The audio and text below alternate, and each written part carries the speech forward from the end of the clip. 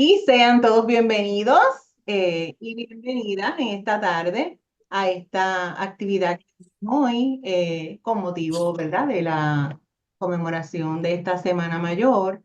Pues hemos tenido la bendición de poder contar hoy con un recurso que nos va a hablar sobre un tema muy interesante y muy importante para todos nosotros. Vamos a presentar primero nuestra tarde.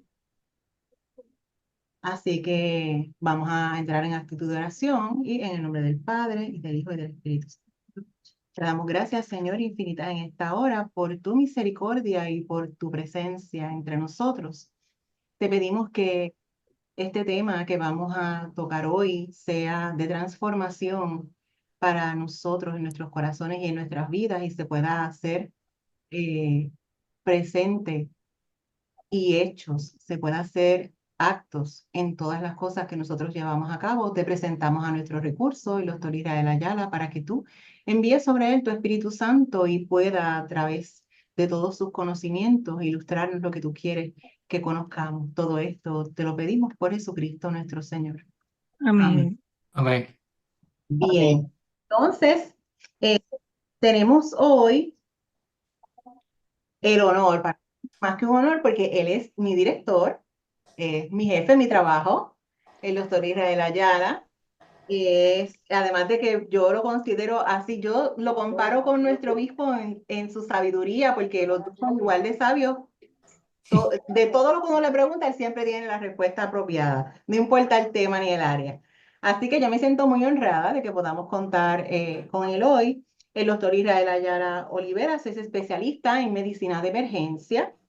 Es catedrático auxiliar en el Departamento de Cirugía de la Escuela de Medicina del Recinto de Ciencias Médicas. También es el director médico de la Administración de Servicios Médicos de Puerto Rico, mejor conocida como ASEM, en el Centro Médico de Puerto Rico. Y el doctor es copastor en la Iglesia Cristiana Santa Rosa 1, ¿verdad?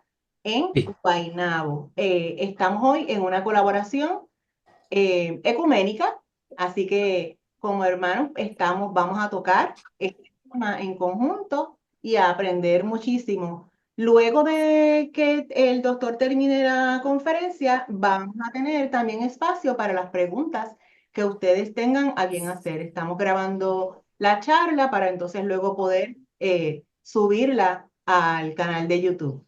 Así que, pues bueno, doctor, adelante. Les voy a pedir que todos por favor mantengan sus micrófonos en silencio, mientras entonces el doctor esté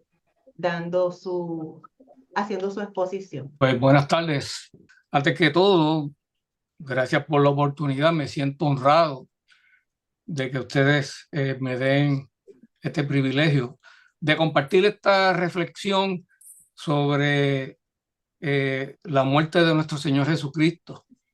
La doctora Cruz, es una compañera muy valiosa en nuestro equipo de trabajo. Así que cuando me hizo la invitación de que presentara el tema, no tuve más remedio que decir que sí, porque no solo entiendo que es un tema pertinente, más en esta semana, y ciertamente va a dar un atisbo, ¿verdad? Este, a lo que nuestro Señor Jesucristo padeció en la cruz del Gólgota. Yo preparé esta reflexión por allá por el 2019. Quiero decirle que esta es la tercera vez que la doy desde entonces, en cerca de 6 años, y me siento honrado. Espero que les guste, y si tienen lápiz y papel, eh, voy a hacer referencia a algunas porciones bíblicas para que posteriormente puedan ir si quieren repasar. Bueno, vamos al Antiguo Testamento, Isaías capítulo 53, desde el versículo 3 hasta el 8. Este profeta escribió, inspirado por el Espíritu Santo, lo siguiente: despreciado y desechado entre los hombres, varón de dolores, experimentado en quebranto, y como que escondimos de él el rostro, fue menospreciado y no lo estimamos. Ciertamente llevó él nuestras enfermedades, sufrió nuestros dolores, y nosotros lo tuvimos por azotado, por herido de Dios y abatido. Mas él herido fue por nuestras rebeliones, molido por nuestros pecados. El castigo de nuestra paz fue sobre él, y por sus llagas fuimos nosotros curados. Todos nos descarriamos como ovejas, cada cual se apartó por su camino. Mas Jehová cargó en él, oigan esto, hermanos y hermanas, el pecado de todos nosotros. Ciertamente, cada vez que leo esas porciones bíblicas y entro en este tema, los que merecíamos estar en la cruz somos nosotros. Sin embargo, Él nos sustituyó, y por eso nosotros podemos tener acceso al Padre, porque Él fue el Cordero de Dios que quitó el pecado del mundo, como dijo, ¿verdad? El Bautista. En el mismo libro de Isaías, en el 53, del 3 al 7, dice: angustiado él y afligido, no abrió su boca. Como cordero fue llevado al matadero, y como oveja delante de sus trasquiladores enmudeció y no abrió su boca. ¿Por qué escogí a Isaías? Mire, Isaías escribió estas palabras proféticas 740 años antes de Cristo aproximadamente. Se le llama el profeta mesiánico por excelencia. Y de más de 300 profecías que hay en el Antiguo Testamento sobre el advenimiento del Mesías, escogí esto para que estuviera en contexto de lo que vamos a hablar esta tarde. Y por favor, siéntanse en la libertad de apuntar las preguntas para el periodo final, y todo lo, todo lo que esté a nuestro alcance lo contestaremos, y si no, pues nos comprometemos en buscarlo. Si hay una pregunta que realmente yo no pueda contestar al respecto. Quiero traer un poco del contexto cultural e histórico, porque la tradición y la cultura judía del Talmud solamente permitía 4 tipos de ejecuciones: el apedreamiento o lapidación, la hoguera, el estrangulamiento y la decapitación. La crucifixión, bien importante, la crucifixión estaba prohibida por la ley judía. Y me dio la tarea de buscar de dónde viene este tipo de muerte, de ejecución. Pues de la literatura que encontré, parece ser que los persas fueron los primeros en usarla. No usaban necesariamente la cruz como la conocemos, sino que eran 2 pedazos de madera cruzadas. Entonces amarraban a la persona y ahí, ¿verdad? Los mataban. Los persas lo transmiten a los griegos, que también lo usaron, pero definitivamente los romanos perfeccionaron el método de ejecución por crucifixión. Séneca el joven la llamó infelix lingum, o madera infortunada. Esta muerte era tan atroz que la ley romana solo permitía ser crucificado a esclavos, a enemigos extranjeros, piratas, criminales no romanos. Podían ser hombre, mujer o niño. Los ciudadanos romanos estaban exentos de este tipo de muerte. Ellos mataban a sus ciudadanos en lo que ellos llamaban una muerte honorable, que era por decapitación. Si recordamos, el apóstol, uno de los padres de la iglesia, el apóstol Pablo, murió por decapitación. Sin embargo, otro padre de la iglesia, Pedro, murió crucificado. Y claro, dice, ¿verdad? La historia que él no quiso morir como su maestro, así que pidió que fuera con cabeza abajo. ¿Por qué Pablo no fue crucificado? Porque Pablo era ciudadano romano de nacimiento. Así que él fue decapitado. Y ahí hay una evidencia que confirma lo que la historia nos ha llegado.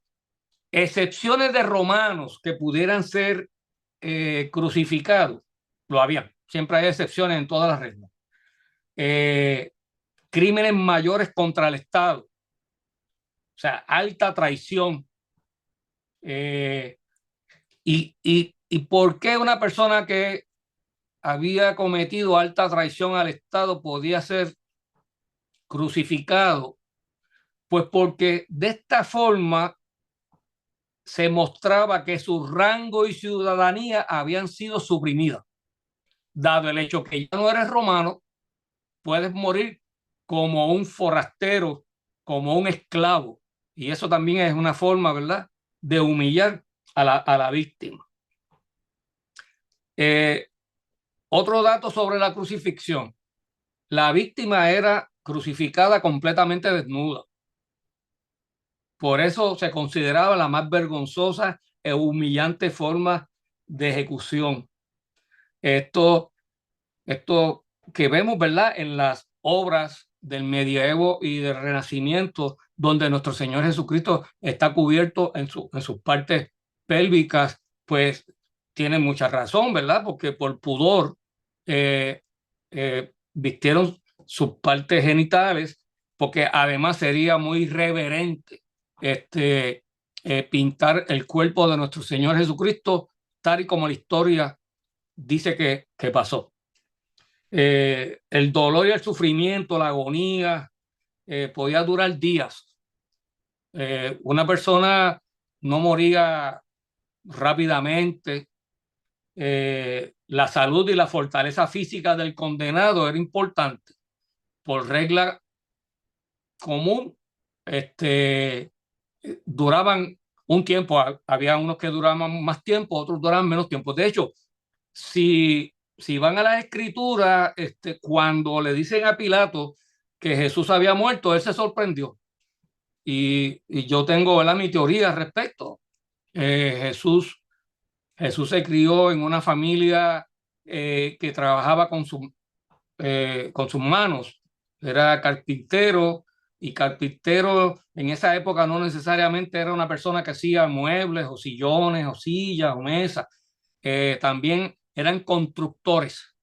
Pero también ustedes entenderán que en esa época, 2000 años atrás, no habían herramientas eléctricas que pudieran ayudar a estas personas a hacer las construcciones. Por lo tanto, eran generalmente hombres robustos, físicamente fuertes, eran musculosos, que tenían que buscar la madera, cargarla, procesarla toda a mano. Por lo tanto, Jesús era un hombre físicamente por encima del promedio. Y esto que voy a decir ahora es cosa mía, ¿verdad? No, esto no es nada bíblico, ni hay ninguna regla teológica, pero siendo Jesús el Hijo de Dios, un hombre perfecto, yo pienso que tenía que ser un hombre de alguna estatura por encima del promedio. Así que no, tampoco era un hombre pequeño, chaparro, no, era un hombre imponente físicamente como lo era emocionalmente y espiritualmente. Así que cuando se da la noticia que Jesús había muerto, apenas unas horas después, creó, ¿verdad?, una expectación. ¿Por qué murió tan rápido? Bueno, esa es la explicación, ¿no? Ahora bien, el grupo de ejecución no eran soldados comunes, generalmente eran soldados que se entrenaban y se preparaban para ello. ¿Okay? Este grupo de hombres habían hecho esto cientos de veces y ellos reclamaban un pago. El pago era generalmente la ropa del ejecutado y sus bienes. Y sobre el reo siempre había un título que determinaba por qué estaba siendo crucificado. Interesantemente, los evangelios nos dicen que sobre Jesús había un título, ¿verdad? Rey de los judíos. Y de hecho, dicen que los líderes judíos fueron a reclamarle a Pilato. Y él dijo, lo que está escrito, escrito está.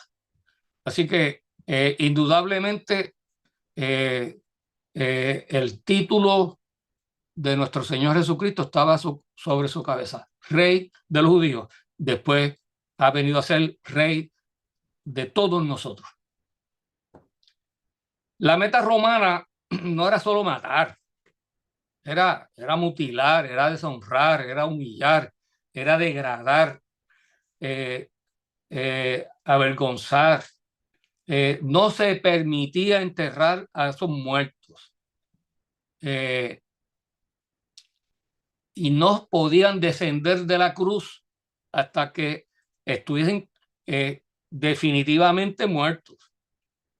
Muchas veces los buitres y las aves de rapiña iban y empezaban a comerse el cuerpo del reo, y muchas veces aún ellos tenían en ocasiones con vida, y la agonía de ser comidos en vida, ¿verdad? Todo no nos podemos imaginar. Con muy pocas excepciones, podían ser enterrados, pero necesitaban un permiso especial. Y ustedes saben que a Jesús le dieron ese permiso. En Isaías 53 dice, despreciado y desechado entre los hombres, varón de dolores, experimentado en quebranto. Y nosotros lo tuvimos por azotado, por herido de Dios, abatido. Mas él molido fue por nosotros. Veamos el caso de Jesús ahora. Nos vamos a ir a Lucas capítulo 22. En el capítulo 22 de Lucas se habla sobre el periodo de oración que nuestro Señor Jesucristo tuvo con algunos de sus discípulos, que por cierto se quedaron dormidos. Él le pidió que oraran con él, pero se quedaron dormidos.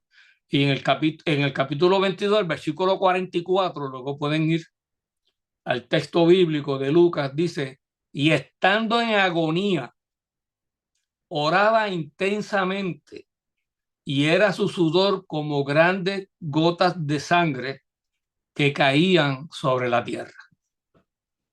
A mí me llamó la atención esto. Como médico, llevaba un tiempo buscando datos, porque pudiera ser que el evangelista Lucas nos hubiera presentado una imagen poética donde se describía la agonía de nuestro Señor Jesucristo, pero parece que no es una imagen poética. Este fenómeno médico se llama hematohidrosis y está documentado en la literatura médica. En unos momentos le voy a dar una de las referencias de médicas que están descritas en la literatura. Ahora bien, yo quiero ir sobre el asunto de la agonía, porque si recuerdan, Jesús más de una vez, orando al Padre, dijo: Padre, si es posible, pasa de mí esta copa.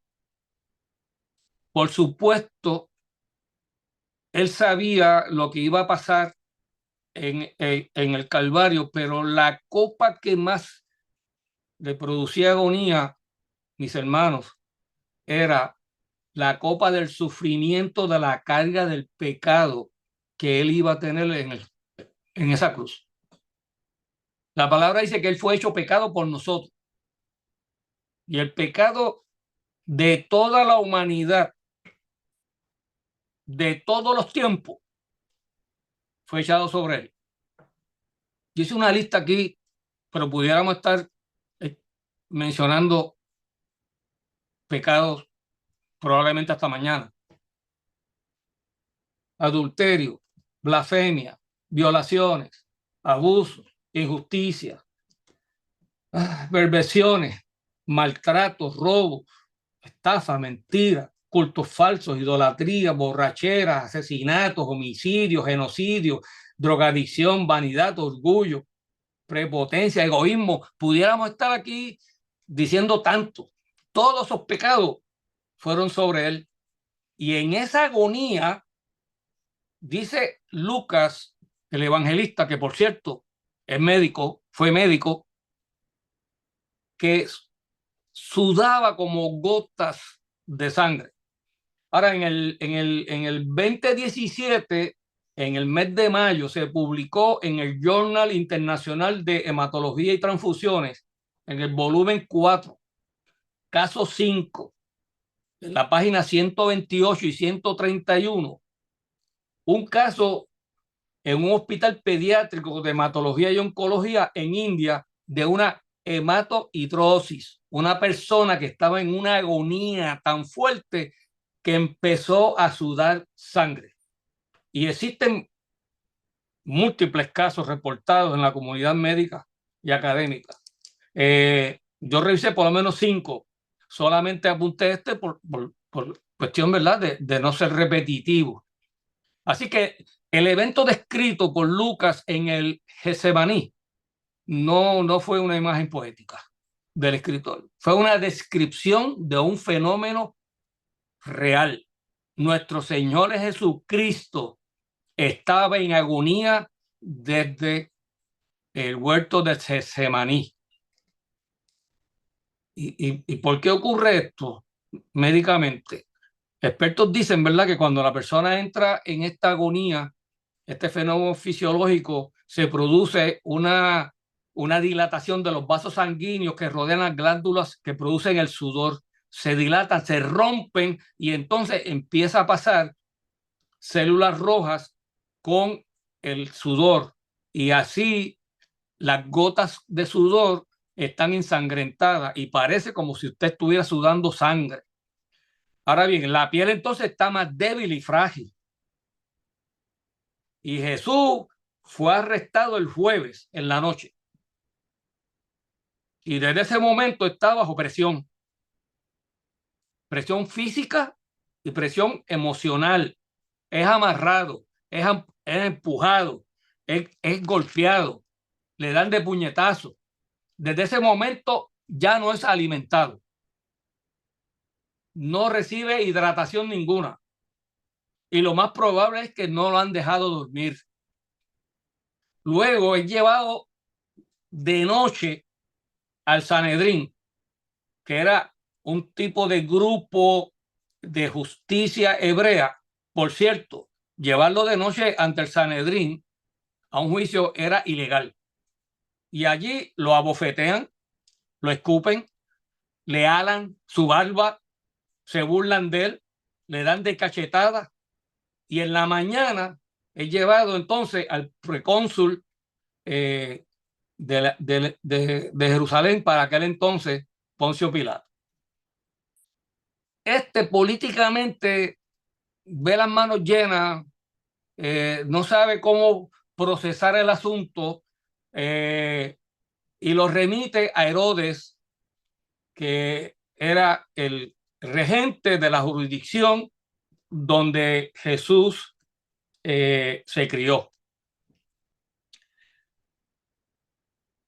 El camino es a pie.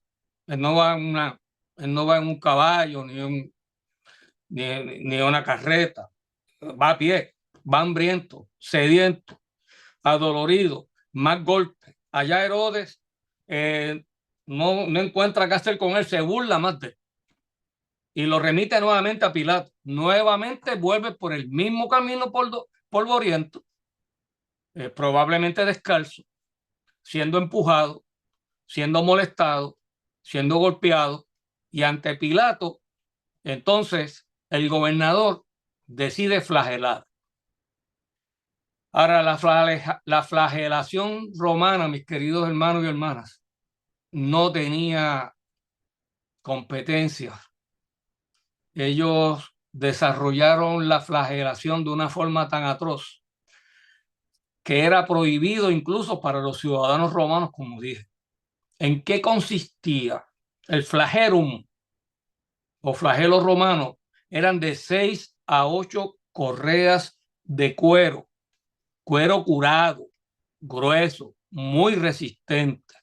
Cada correa se le incrustaban pedazos de metal cortantes, pedazos de huesos filosos, pedazos de piedras afiladas y pequeños pedazos de cobre y plomo que le daban peso cuando hacían el, la acción para golpear.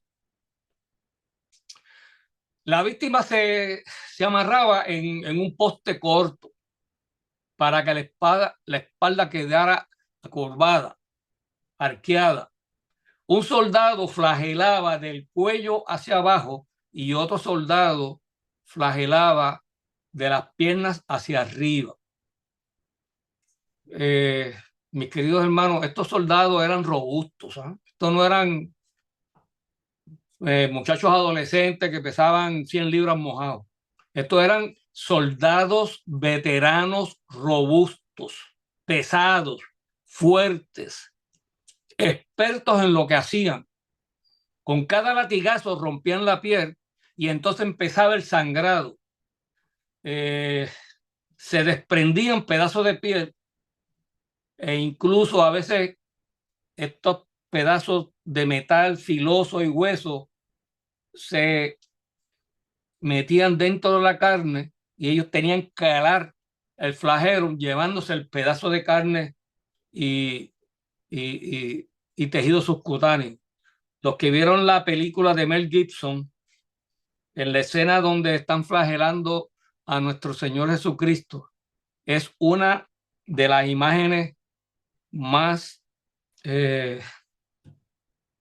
tristes que yo he visto.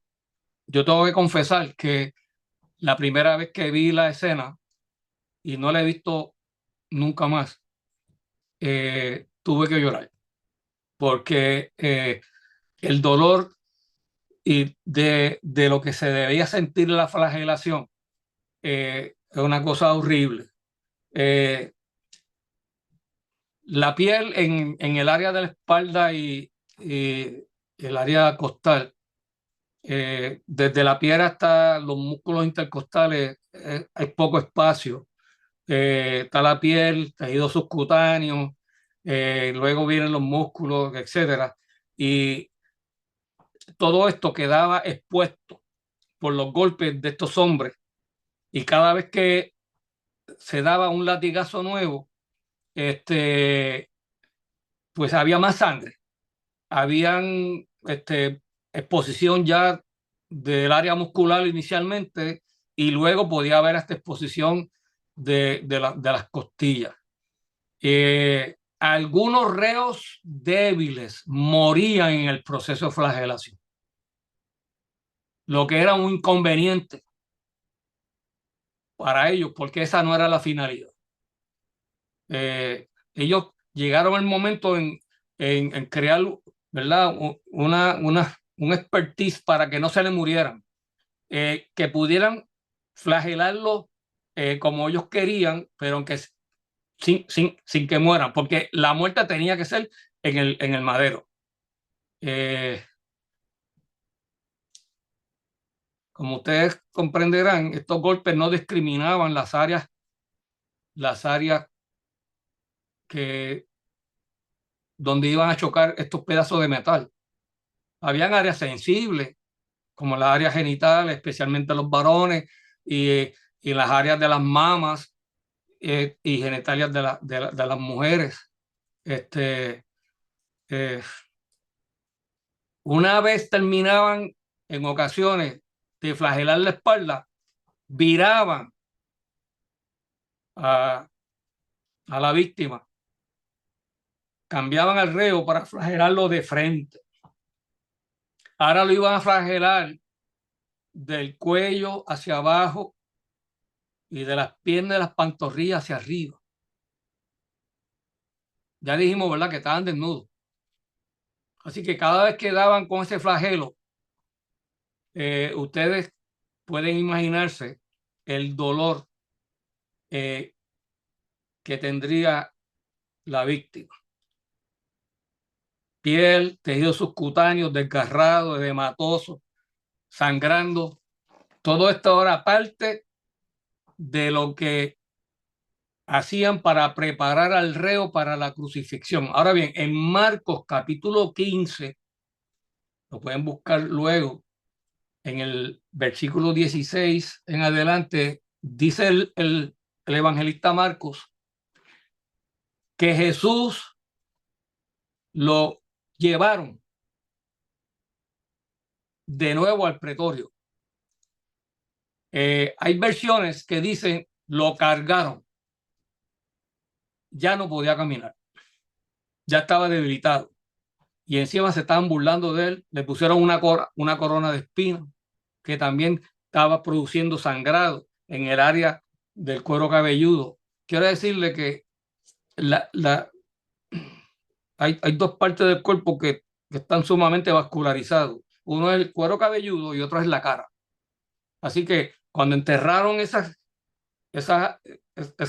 espinas, empezó Jesús también a sangrar y esa sangre se metía en los ojos, le molestaba la respiración. Así que lo presentan entre la multitud, pero la multitud que el domingo lo aclamaba como rey, ahora exige que lo crucifiquen. Y entonces empieza el proceso de crucifixión. La parte transversal de la cruz era pesada, pesaba entre 100 y 125 libras. Se obligaba al reo a cargarla, pero ya estaba debilitado, había sido flagelado. Por eso nuestro Señor Jesucristo cae varias veces y ahí recibe ayuda de un hombre que está, ¿verdad?, en la palabra, y lo ayuda a llevar esa parte de la cruz, que era la cruz transversa, el poste transverso. En el Salmo 22, yo los voy a convocar para que cuando tengan oportunidad lean el Salmo 22. El Salmo 22 es un salmo de David y parece como si David hubiese estado presenciando la crucifixión de Cristo. Y habla sobre lo que allí pasó. De hecho, el primer texto de ese salmo es: Dios mío, ¿por qué me has desamparado? Algunos teólogos dicen que Jesús estaba citando el salmo. Yo prefiero pensar que David tuvo por el Espíritu Santo una visión profética de lo que el Hijo de Dios iba a decir en el Calvario. Recuerden que este salmo fue escrito cerca de 1000 años antes de Cristo. La crucifixión no se conocía para aquel entonces y no se practicaba, bueno, por lo menos por los judíos. Y en ese salmo, miren lo que dice el versículo 16. porque perros me han rodeado. Quiero decirle que para los hebreos perros son gentiles. Me han cercado cuadrilla de malignos. Y miren lo que David escribió 1000 años antes. Horadaron mis manos y mis pies. Quiere decir que le hicieron huecos en sus manos y en sus pies. ¿Cómo, cómo el salmista pudo ver eso? Bueno, porque, porque es una voz profética. Este salmo se llama un salmo mesiánico, precisamente por eso. Desnudo completamente,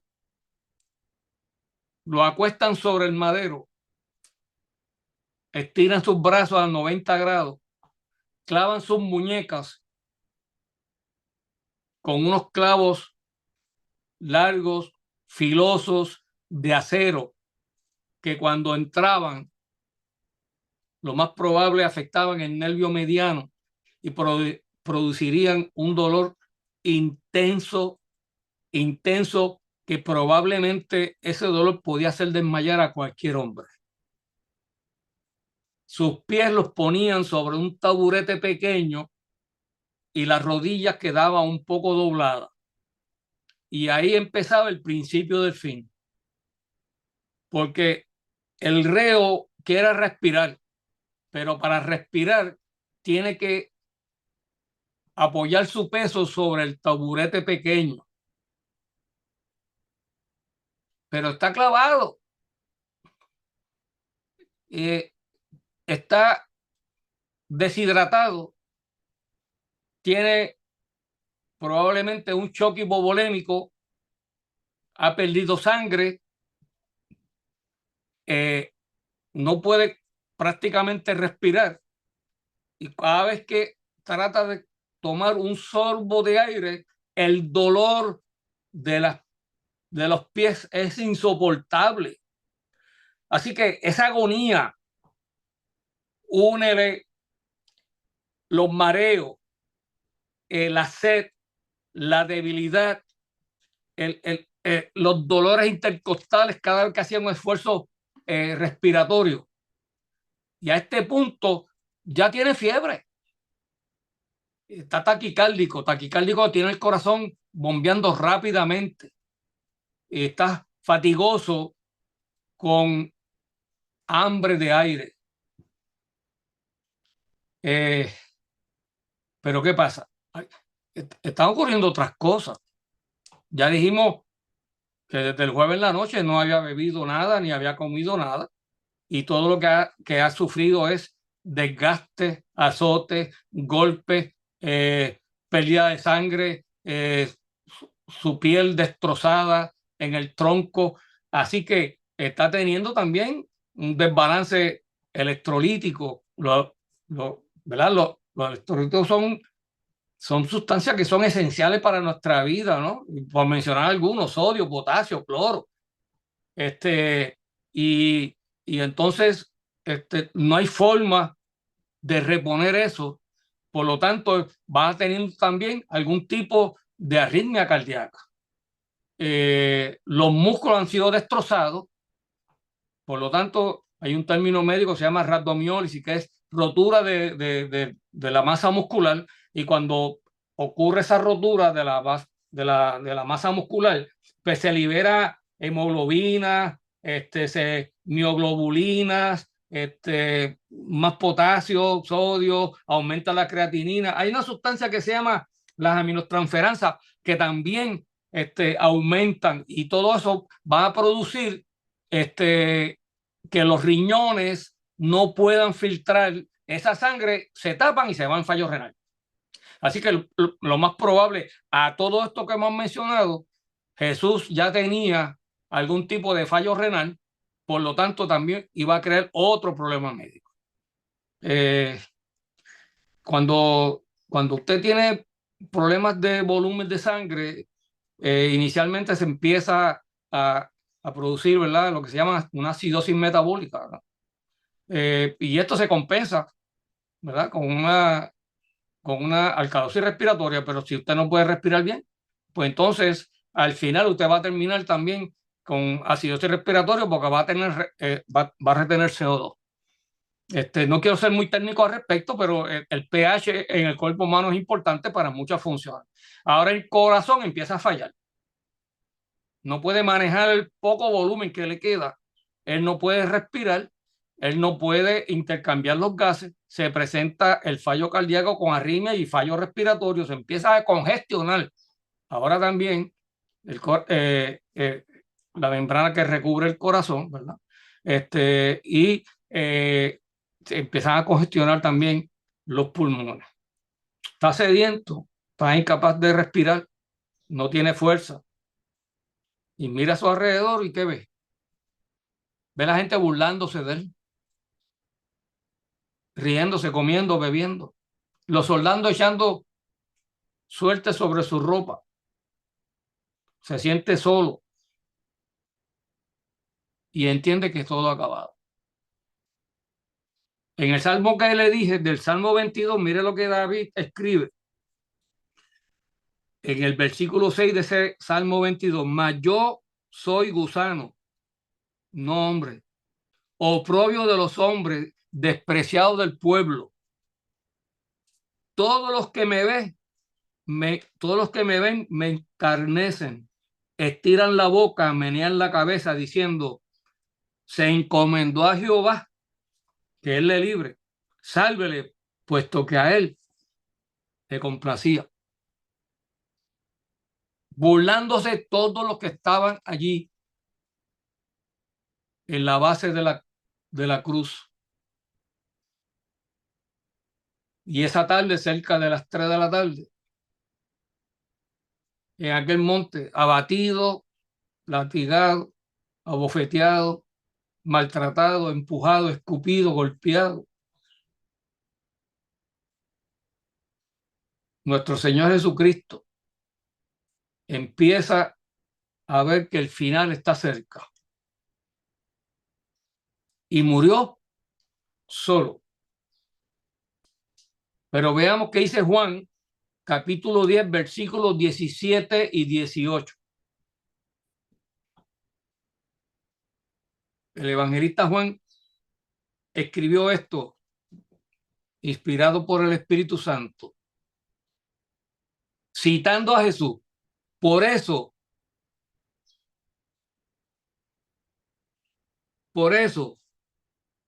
me ama el Padre, porque pongo mi vida para volverla a tomar. Nadie me la quita, sino que yo de mí mismo la pongo. Tengo poder para entregarla y tengo poder para volverla a tomar. Esto recibí de mi Padre. Y al final, Jesús dice, todo ha terminado, todo ha sido cumplido. Y entregó su espíritu a su Padre. No sin antes traspasaran con una lanza romana, que me di la tarea de buscar cómo era. Le llamaban el pilum, medía de 6.5 a 7 pies, con una punta media que medía de 10 a 12 pulgadas. Atravesaron su costado, probablemente por el lado izquierdo, y esta herida penetrante atravesó la caja torácica, la pleura, los pulmones y el corazón. Y de ahí que sale por la herida sangre y agua, un líquido acuoso lleno de sangre que pudiera ser de la efusión pleural postraumática o efusión pericárdica o ambos.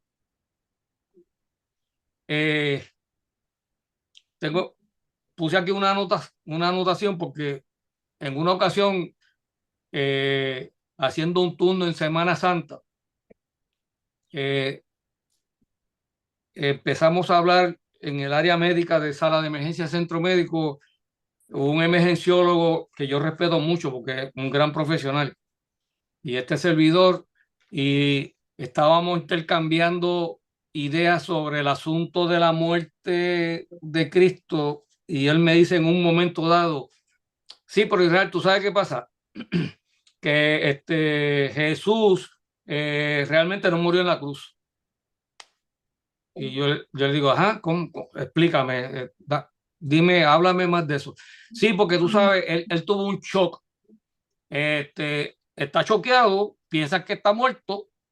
Estaba tan choqueado que lo atraviesan, no hace ningún gemido, piensan que está muerto, lo sacaron, se lo llevaron, pero en realidad él no está muerto.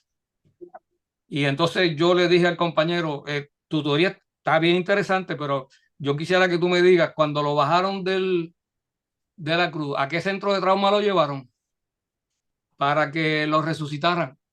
Porque si a mí me traen un paciente como este que acabamos de describir, nosotros lo introducimos a un área especializada que se llama Unidad Estabilizadora del Hospital de Trauma para resucitación, reanimación.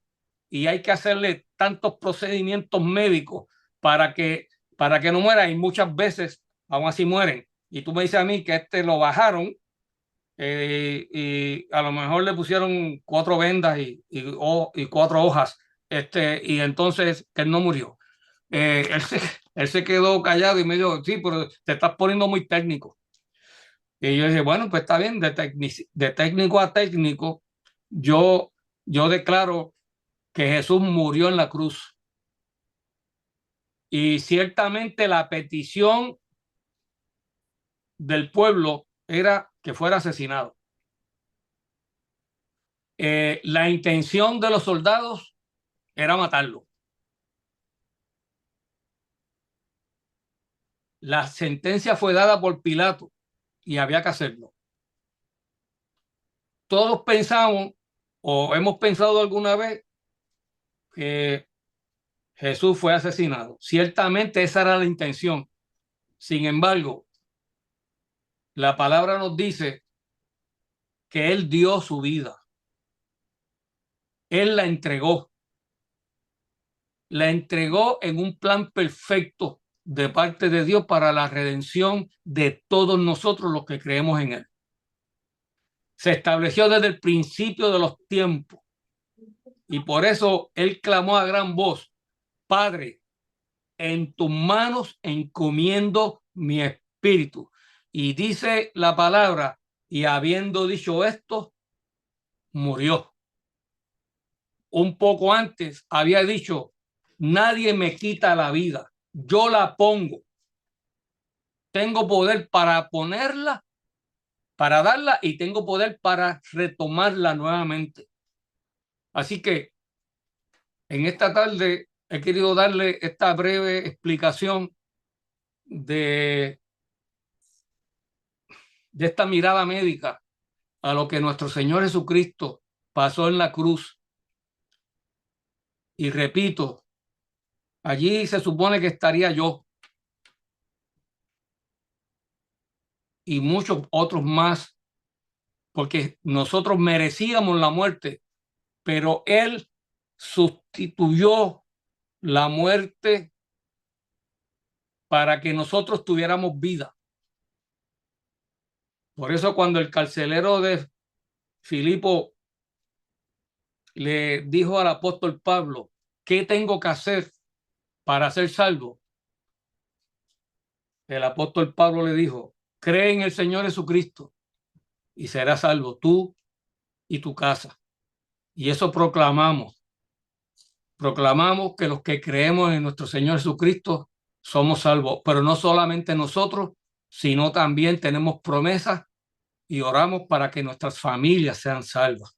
Aunque entendamos que está un poco desviado, tengámonos en oración, porque hay promesas. Cree en el Señor Jesucristo y serás salvo tú y tu casa. Y por supuesto, no quiero terminar, ¿verdad? Sin la gran comisión. Ir por todo el mundo y predicar este evangelio. El que crea y sea bautizado será salvo. Que Dios los bendiga. Muchas gracias por darme la oportunidad. Dejo a la doctora Cruz para que entonces ella tome nuevamente la actividad. Gracias, doctor. Ay, eso es espeluznante, de verdad. Nosotros, este domingo de Ramos, nosotros tuvimos la lectura de la Pasión de Cristo y hoy entramos en conciencia mediante todo lo que nos ha comentado el doctor Ayala del horror clínico de ese sufrimiento, ese dolor, ese estrés corporal, todo lo que nosotros a veces no vemos en esa profundidad. Así que ahora, pues el doctor va a hacernos la caridad de contestar las preguntas y dudas que tengamos de los conceptos que habló, algo que no hayamos entendido. Pues siéntanse en la confianza, levantan por favor la mano, para que entonces le puedan expresar las preguntas que tengan. Como si tuvieran una visita clínica, una visita de su médico. Y siéntase en la libertad de hacer la pregunta. Cuando usted habló, doctor, del choque, Hipovolémico. ajá, El choque hipovolémico se da cuando tenemos, generalmente eh, los seres humanos tenemos, dependiendo obviamente, estatura y peso, ¿verdad? Cerca de 5 litros de sangre. Así que cuando empezamos a tener una pérdida sustancial de ese volumen que está en un circuito cerrado, eh, se le llama en medicina, ¿verdad? Hipovolemia, por pérdida de sangre. Pero si esa sangre sigue perdiéndose, la persona va a caer en un shock hipovolémico. Eso significa que el corazón se pone bien taquicárdico, bien rápido, tratando de compensar, y las presiones bajan.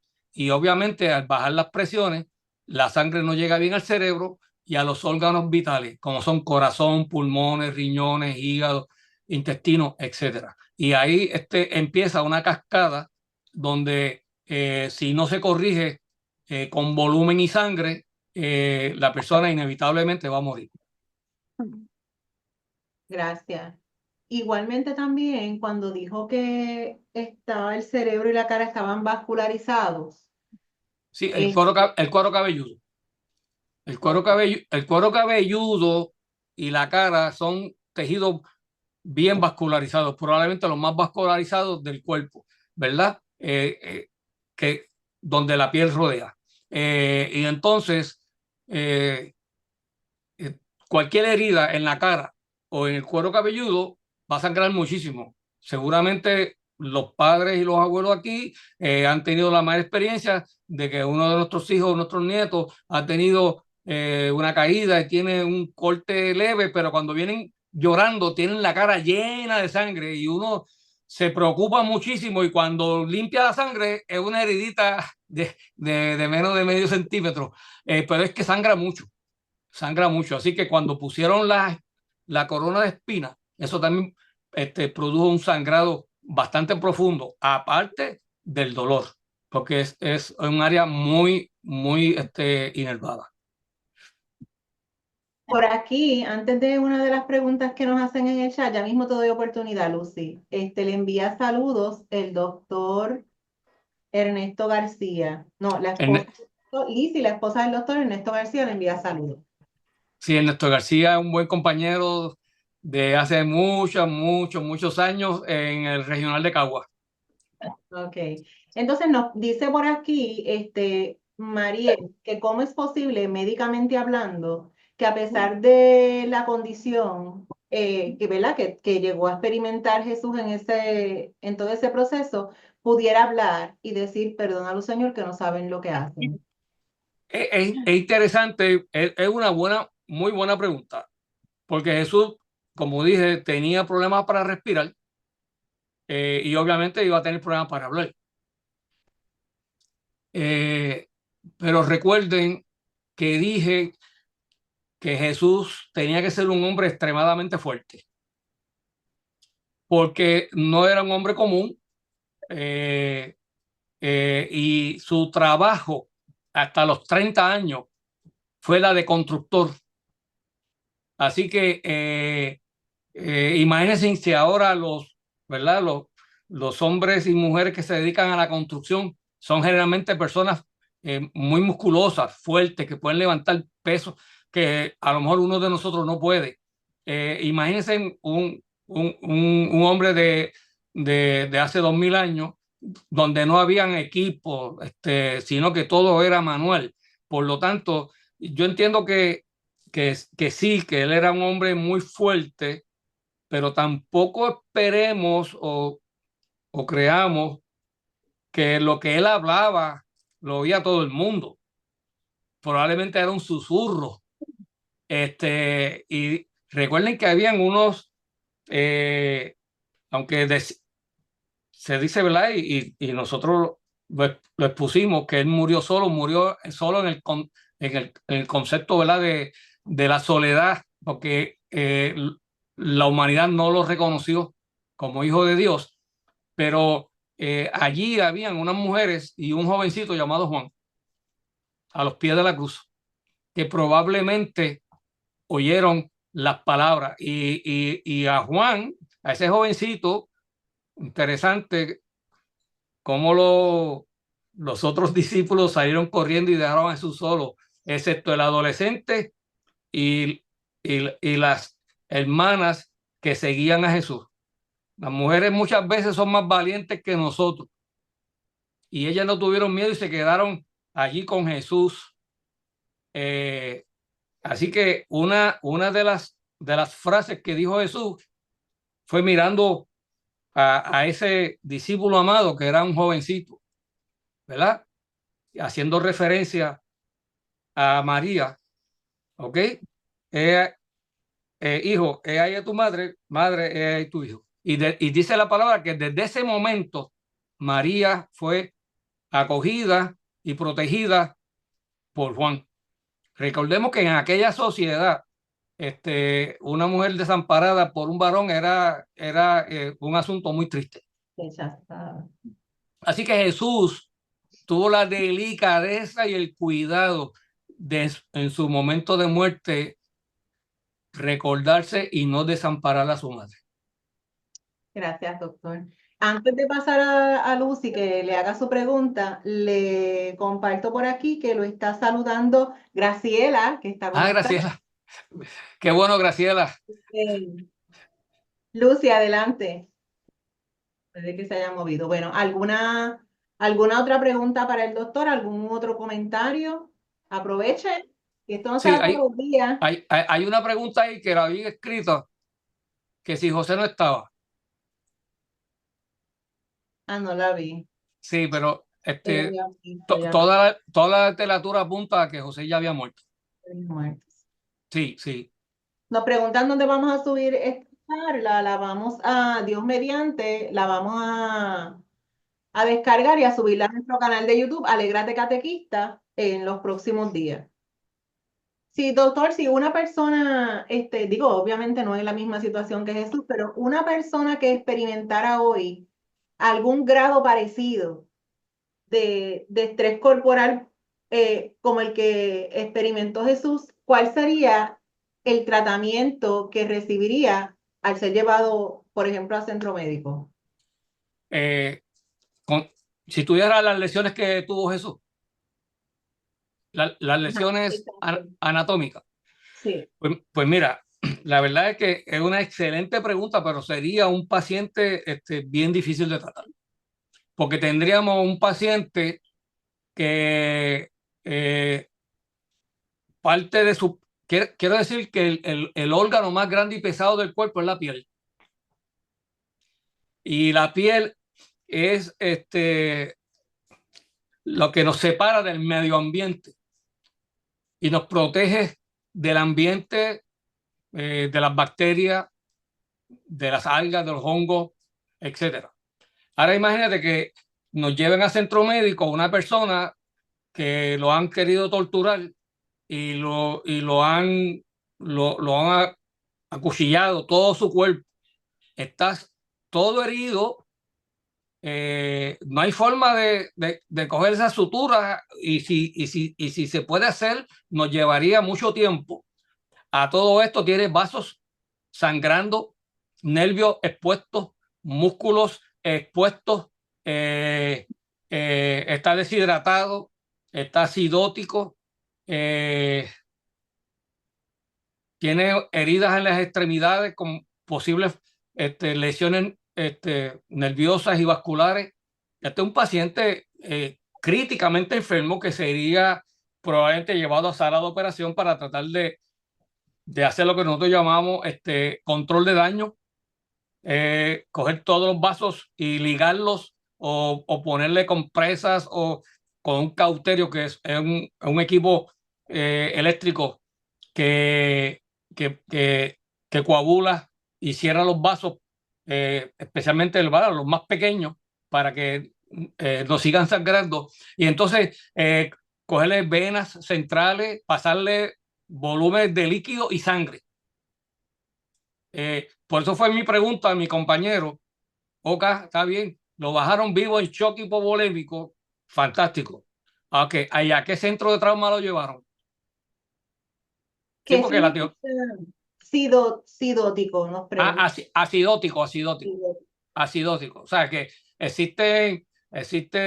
sea, el cuerpo humano tiene un pH, ¿verdad? Neutral. Y entonces está el pH ácido y el pH alcalino. Eso es química. Entonces, cuando tenemos un desbalance de algún tipo, como shock hipovolémico, deshidratación, desbalance electrolítico y hasta infecciones, no podemos ir o para un lado o para otro, generalmente para acidosis. Y eso, el pH disminuye, haciendo más ácida la sangre, por lo tanto, creando más problemas médicos. Sí. Bueno, pues creo que ha sido una tremenda explicación, una clase súper interesante, pero sobre todo una clase más allá de lo que es la discusión, sino que uno de los objetivos de presentar este tema hoy, no, más allá de que conociéramos en realidad en un tema médico, ¿verdad? Para que pudiéramos estar conscientes de todo lo que nuestro Señor vivió y de cuán gloriosa es su Pascua y su Amén. resurrección, que es hacia donde nos encaminamos, ¿verdad? Recordamos todo esto, pero siempre mirando hacia la resurrección, hacia esa Pascua. Es precisamente que tengamos el resto de estos días, los podamos conmemorar como se supone, como se debe, desde esa reflexión, desde lo que significa ese amor tan inmenso del Señor por nosotros, para, como dice, como nos comentó el doctor, dar su vida voluntariamente en nuestro lugar, solamente por amor. Así que confiamos en que este espacio ha sido un espacio importante en la vida y en el proceso de fe de cada uno. Le damos las gracias infinitas al doctor Israel Ayala Oliveras y a su congregación también, a su esposa, la doctora Liz Ibáez, que le facilitó el espacio y el equipo para que estuviese con nosotros. Y entonces, doctor, una vez también le pedimos que usted, si tiene a bien hacer la oración final, la oración de cierre, pues se los vamos a agradecer. Pues claro que sí, es un honor. Y mis últimas palabras son las siguientes: que ciertamente Él murió en la cruz en sustitución nuestra, pero recuerden que al tercer día se levantó de entre los muertos, y esa resurrección nos garantiza a nosotros la resurrección de los suyos. O sea, que si vivimos, como dice el apóstol Pablo, para Él vivimos, y si morimos, para Él morir. Ya sea que vivamos o muramos, somos de Él. Y por Amén. eso damos gracias, porque el domingo, el viernes, eh, ¿verdad? Recordamos la pasión y muerte. Pero el domingo vamos a celebrar la resurrección y podremos decir, Él vive. Gracias, Amén. Padre, por esta hermosa tarde. Venimos ante ti en el nombre del único, tu Hijo amado, nuestro Señor Jesucristo, porque por Él tenemos acceso a ti. Y te doy gracias por la oportunidad de compartir con mis hermanos y hermanas esta bella tarde de Martes Santo, recordando y viendo lo que tú sufriste para que nosotros pudiéramos tener vida. Tu sangre fue derramada y esa sangre nos limpia de todo pecado. Y por eso declaramos que tú eres el Señor. Gracias por cada uno de ellos. Bendícelos, guárdalos, protégelos, acógelos. Señor, cada familia aquí representada, a aquellos que no pudieron estar también, Señor. Que tu paz esté con ellos y que esta semana sea una de reflexión. Ayúdanos a cada día, Señor, nosotros poder llevar el mensaje tuyo, el mensaje de tu evangelio, para que más personas vengan al conocimiento de la verdad. En el nombre de Jesús, tu Hijo amado, te pedimos todo esto. Amén. Amén. Muchas gracias. Que tengan buenas tardes. Dios los bendiga. Gracias, doctor. Buenas tardes a todos. Gracias a todos por acompañarnos hoy. Buenas tardes y feliz semana. Muchas bendiciones. Igualmente. Aquí con Jesús resucitado. Amén.